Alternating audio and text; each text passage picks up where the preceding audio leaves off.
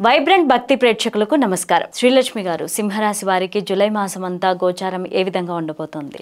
సింహరాశికి రాశ్యాధిపతి వచ్చి రవి. ఈ మనకి సింహరాశిలో కానీ చూసుకున్నప్పుడు మఖ 1, 2, 3, 4 పాదాలు, పుప్ప 1, 2, 3, 4 పాదాలు, ఉత్తర 1వ పాదము సింహరాశిలోకి వస్తాయి. అయితే సింహరాశికి రాశ్యాధిపతి అయిన మనకి రవి జూలై 13 వరకు కూడా ఆయన లాభస్థానంలోనే ఉంటాడు. తర్వాత వ్యయ స్థానంలోకి రావడం అనేది జరుగుతుంది.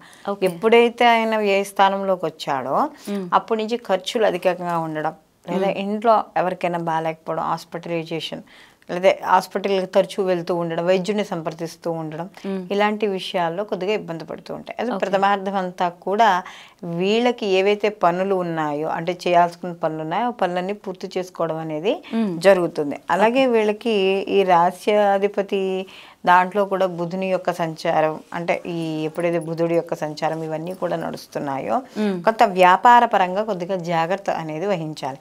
కారణం ఏంటంటే బుద్ధి చాంచల్యం అనేది ఎక్కువగా ఉంటుంది, చేంజ్ అవుతూ ఉంటుంది. అంటే స్థిరమైన బుద్ధి లేకపోవడం వల్ల వ్యాపార పరంగా కొద్దిగా నష్టపోయే అవకాశాలు అనేవి ఇక్కడ కనబడతాయి. అందులో ద్వితీయాధిపతి అవుతాడు, అంటే ధనాధిపతి అవుతాడు. ధనాధిపతి వచ్చి జన్మలో ఉండడం, కొంచెం అంతకుముందు వ్యయంలో ఉండడం, తర్వాత ధనస్థా అంటే వాళ్ళకి కొద్దిగా జన్మలోకి రావడం, ఇవన్నీ కూడా కొంత ఇబ్బందికరమైన పరిస్థితిని ఏర్పరిచే అవకాశం అనేది ఉంటుంది. అయితే ఇక్కడ మరి శుక్రుడు కూడా ఇక్కడ వీళ్ళకి ఎప్పుడైతే 7 తర్వాత వీళ్ళకి 11వ స్థానం కర్కాటక రాశిలోకి వస్తాడో, శుక్రుడు స్త్రీ కారకుడు, స్త్రీకి సంబంధించిన కారకుడు కాబట్టి అలాంటి కారకుడు కాబట్టి ఇంట్లో సోదరులు అంటే సోదరీమణులు, అంటే అక్క కానీ చెల్లి కానీ, లేదా డైరెక్ట్ రిలేషన్ లేకపోయినా కూడా మామూలుగా ఇంట్లో ఆ వరుస అయిన వాళ్ళు కానీ ఆడవాళ్ళు కానీ వాళ్ళతో కొంచెం జాగ్రత్త అనేది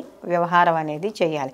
అక్కడ అక్క చెల్లెలనే కాదు, ఆ తల్లి కావచ్చు, ఎవరైనా కావచ్చు, వదిన కావచ్చు, ఎవరైనా స్త్రీమూర్తులతో కాస్త జాగ్రత్తగా వ్యవహరించడం అనేది మంచిది. అలాగే ఇక్కడ ఏదైనా స్థిరచరాస్తులు కొనుక్కోవాలనుకునే విషయాల్లో వాటిల్లో కూడా కొంత ఆలస్యం అయ్యే అవకాశం అనేది ఇక్కడ కనబడుతోంది. అలాగే శని వక్రీకరణ ఇవన్నీ కూడా కొంత వివాహానికి సంబంధించి కావచ్చు, సమాజపరంగా ఉండే వ్యవహారాలు, ఎందుకంటే వీళ్ళకి సప్తమంలో వక్రీకరించి ఉన్నాడు కాబట్టి కొంచెం సమాజపరంగా చిన్న చిన్న ఇబ్బందులు. అయితే ఇక్కడ సప్తమంలో వక్రీకరించి షష్టమ స్థానాన్ని చూడడం వల్ల అనారోగ్య సమస్యలతో కాస్త ఎవరైనా సతమతం అవుతూ ఉంటే వాళ్ళకి కాస్త ఊరట లభించడం అనేది జరుగుతుంది, అంటే ఆరోగ్యపరంగా కొంత స్థిమితపడడం అనేది జరుగుతుంది. అలాగే ఇక్కడ ఉద్యోగాల్లో మార్పులు, లేదా ఉద్యోగాల కోసం వేరే చోటకి వెళ్ళడం, ట్రాన్స్ఫర్లు అవ్వడం, లేదా దూర ప్రయాణాలు చేయడం, ఇలాంటివన్నీ కూడా ఈ సింహరాశి వాళ్ళకి జరిగే అవకాశం అనేది ఇక్కడ కనబడుతోంది. అలాగే ఇక్కడ ముఖ్యంగా ఆర్థిక విషయాల్లో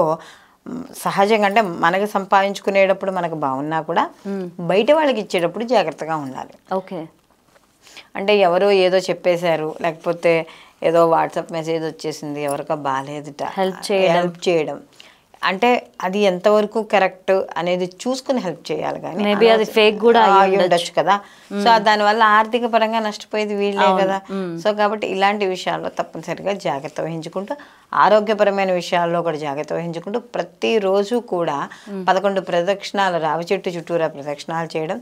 శనివారం అయితే కాస్త చెట్టును తాకచ్చు కాబట్టి కాస్త శనివారం నాడు రాగి చెంబుతో నీళ్లు తీసుకెళ్ళి రావి చెట్టు దగ్గర పోసి కాస్త నువ్వుల నూనెతో దీపం పెట్టి 11 ప్రదక్షిణాలు చేసి వచ్చేయడం. దీనితో పాటుగా వీళ్ళు సుబ్రహ్మణ్య ఆరాధన చేయడం ద్వారా మరిన్ని మంచి ఫలితాలు పొందుతారు. అలాగే విద్యార్థులు, ముఖ్యంగా ఈ సింహరాశిలో ఉన్న విద్యార్థులు ప్రతిరోజు కూడా హనుమాన్ చాలీసా పారాయణ చేసుకోవడం ద్వారా బుద్ధి, శ్రద్ధ, అన్ని మేధస్సు అన్నీ పెరగడం అనేది జరుగుతుందమ్మా. ఓకే.